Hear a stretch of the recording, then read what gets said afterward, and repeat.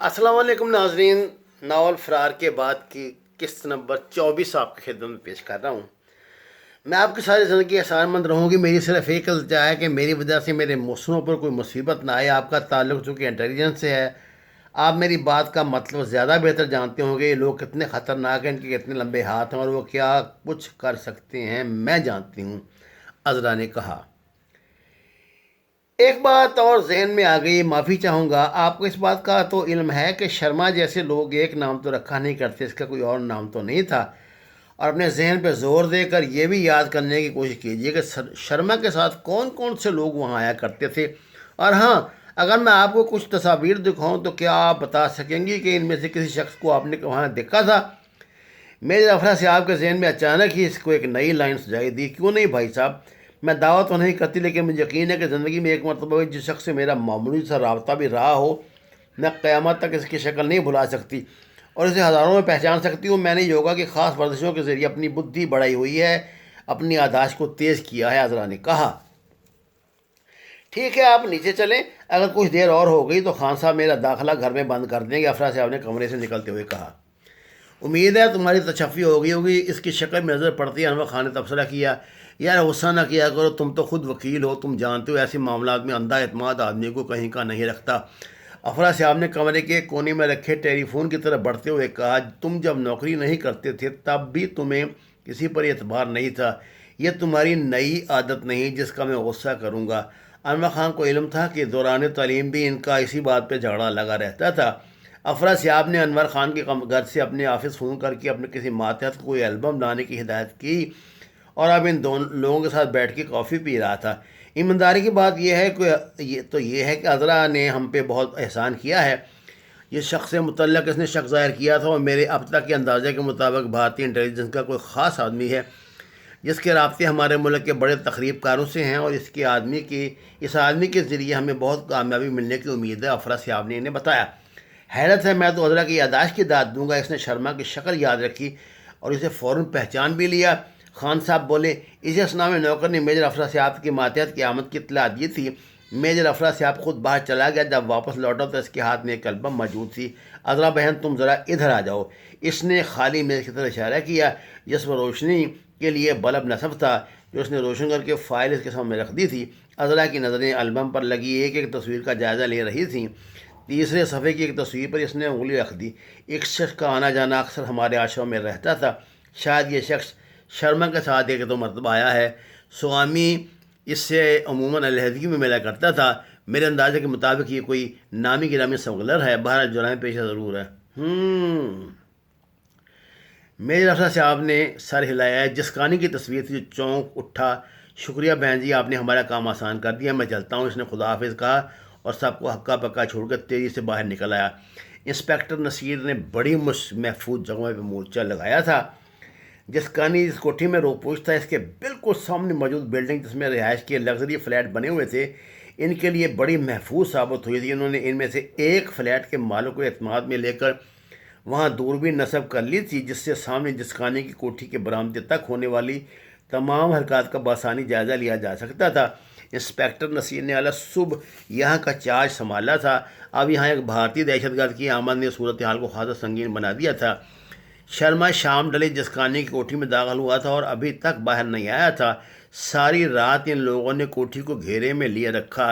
इन्हें एहतियात से एक एक कदम फूंक फूंक कर रखना पड़ता था, क्योंकि वो पुलिस या मुकामी एजेंसी की नज़र में आए बगैर ये काम करना चाहते थे। इनका ताल्लुक इंतहाई अहम इंटेलिजेंस एजेंसी ISI से था। ये लोग अपने ऑपरेशन खुद तरतीब देते थे और नागज़ीर हालात में भी दूसरी एजेंसियों को एतमाद में लिया करते थे ताकि राजदारी का तहफ़्फ़ुज़ हो सके। मेजर अफरा सियाब खान को जिसकानी की इतनी ज़्यादा फिक्र नहीं थी, क्योंकि जिसकानी की नकल व हरकत इनसे पोशीदा नहीं रह सकती थी। इनकी तरफ से चलाई जाने वाली दहशतगर्द ज़मीन तंजीम में ISI ने अपना एक अहम रुकन दाखिल कर दिया था, जो जिसकानी का एतमाद हासिल करने में कामयाब हो चुका था।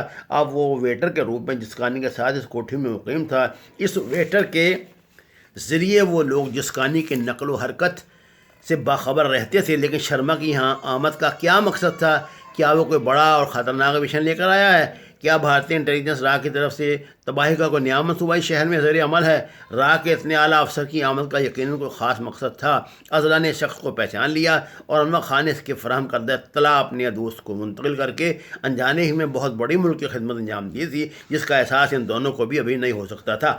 انسپکٹر نصیر کبھی کبھی اپنی نظریں دوربین سے الگ کر کے اطراف کا جائزہ لینے لگتا ہے، جس کے بعد دوبارہ اس کی آنکھیں جسکانی کی کوٹھی کے برآمدے پر فوکس ہو جاتی۔ اس مرتبہ اس نے دوربین سے نظریں جمائیں تو برآمدے میں ان کا ساتھی ویٹر کے روپ میں کھڑا تھا۔ اس نے اپنے دونوں ہاتھ سر سے بلند کر کے انہیں خاص طرح کا اشارہ کیا، جس کا یہ مطلب تھا کہ وہ کچھ دیر بعد باہر آ کے ان کے تک کوئی اہم پیغام پہنچائے گا۔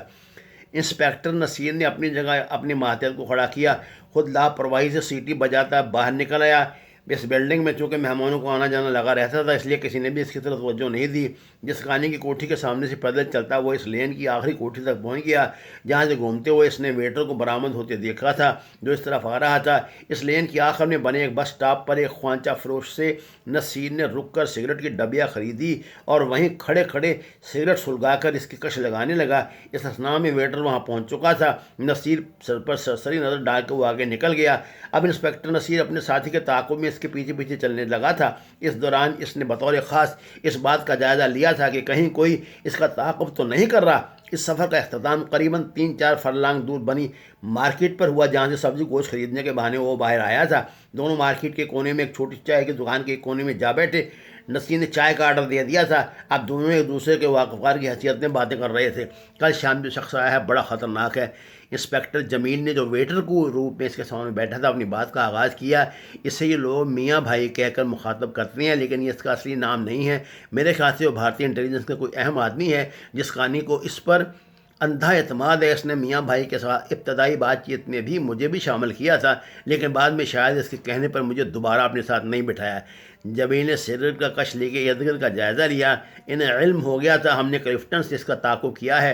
ایک اطلاع پر ہم اس سے چپکے ہوئے تھے، تو میں فون کرنا بھی مناسب نہیں سمجھا۔ میجر صاحب کی سختی سے ہدایت تھی کہ تمہارے ساتھ صرف پرسنل میٹنگ کی جائے۔ تمہارا اندازہ بالکل صحیح ہے۔ نصیر نے اس کی ہاں میں ہاں ملائی۔ میں جتنی باتیں سن پایا ہوں ان کے مطابق راہ کو گزشتہ 3-4 ماہ سے شہر میں ہونے والی سیکورٹی کے سخت انتظامات پر تشویش ہے۔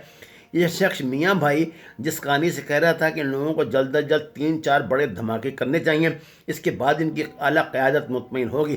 اس کے برعکس جس کہانی بجٹ ہے کہ اسے جلد از جلد پاکستان سے نکال کے کسی دوسرے ملک پہنچایا جائے، یہ کام اس کے آدمی بعد میں کرتے رہیں گے۔ جبکہ میاں بھائی کا کہنا تھا کہ کم از کم 1-2 دھماکے اس کی موجودگی میں ہونا ضروری ہیں، کیونکہ اس کے ملک سے فرار کے بعد عین ممکن ہے اس کے تقریب کار ساتھیوں کے حوصلے ٹوٹ جائیں اور مطلوبہ نتائج حاصل نہ ہو سکیں، جبکہ راہ کی اعلیٰ قیادت ہر قیمت پر مثبت نتائج چاہتی ہے۔ اب صورتحال یہ ہے کہ جسکانی بڑا خوفزدہ ہے اور اس کے قابو نہیں آ رہا ہے۔ دوسری طرف اسے راہ پر غصہ بھی ہے کہ جب وہ مصیبت میں گرفتار ہے تو ان کے لوگوں نے اپنی شرائط منوانا شروع کر دی ہیں، لیکن میرے خیال سے اسے بہرحال میاں بھائی کی بات ماننا پڑے گی اور یہ لوگ دھماکے کریں گے۔ میں انتہائی کوشش کر رہا ہوں کہ راہ کی طرف سے تقریب کاری کا جو تازہ سامان آ رہا ہے اس کا پتہ لگواؤں، کیونکہ میاں بھائی کی آمد کا مقصد تقریب کاروں کے لیے سامان کی فراہمی بھی ہے۔ وہ اپنے ساتھ کرنسی نوٹوں کا بریف کیس بھر کے لایا ہے جو اس نے کل رات ہی جسکانی کو سونپ دیا تھا۔ جمیل نے اپنی بات مکمل کر لی تھی۔ ویل ڈن، میں میجر صاحب سے بات کرتا ہوں اور اگلی ہدایات حاصل کرتا ہوں۔ اب تم دوپہر کے بعد چکر لگانا تاکہ اگلی ہدایات تم تک پہنچا سکوں، اور ہاں ایک مرتبہ پھر یاد رکھنا کہ فون استعمال نہیں کرنا۔ انسپکٹر نصیر نے اپنے ساتھی سے کہا اور باہر نکل آیا۔ اس کی روانگی کے چند منٹ بعد جمیل بھی باہر آ گیا۔ اب وہ سبزیاں گوشت وغیرہ خرید کے کوٹھی کی طرف واپس جا رہا تھا۔ جمیل بڑا مطمئن کوٹھی میں پہنچا تھا۔ اس کے تو وہم و گمان میں بات نہیں تھی آ سکتی تھی کہ جسکانی کے باپ راہ کے لوگ ہیں، ان کا اپنا طریقہ کار ہے۔ ان کا پہلا اصول یہ ہے کہ دشمن کی طرح دوست بھی کبھی قابل اعتماد نہیں ہوتے۔ میاں بھائی نے اس گھر میں داخل ہوتے سب سے پہلے جسکانی کے ساتھ اس گھر کے مکینوں سے متعلق طویل انٹرویو کیا تھا۔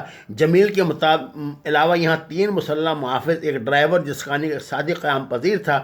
اب سب لوگوں میں جمیل نے آدمی تھا، گو کہ یہاں کسی بھی روپ میں کوئی بھی شخص ایسا نہیں تھا جس کا تعلق زیر زمین تخریب کاری تنظیم سے نہ رہا ہو۔ یہ سب جسکانی کے ساتھی تھے جو مختلف سوانگ رچا کے اس کے ساتھ قیام پذیر تھے، لیکن ان میں جمیل سب سے نیا تھا۔ ابھی تک راہ کے پاس جسکانی نے اس سے متعلق تفصیلات نہیں پہنچائی تھیں۔ جسکانی پر اس نے اپنی لچھے دار باتوں سے جادو کر رکھا تھا۔ یہ وجہ تھی کہ وہ دنوں میں اس کا اعتماد حاصل کرنے میں کامیاب ہو گیا تھا۔